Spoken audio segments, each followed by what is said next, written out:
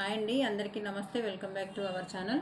నేను ఇలా 2 metres cloth తీసుకున్నానండి పైపింగ్ కోసం. పైపింగ్ది నేను రెడీ చేసి పెట్టుకుంటా అని చెప్పినాను కదా, షాప్లకి అయిపోయిందండి.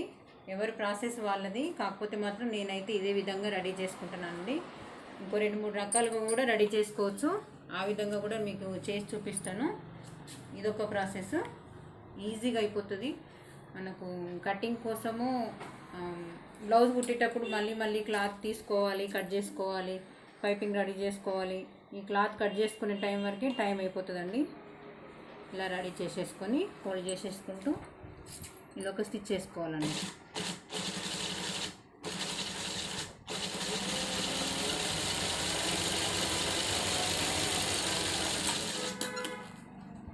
ఇలా చివర్లు కట్ చేసుకోవాలి. మీకు కనుక ఈ వీడియో నచ్చినట్టయితే లైక్ చేయండి, షేర్ చేయండి, సబ్స్క్రైబ్ చేయండి ఫ్రెండ్స్. Thank you.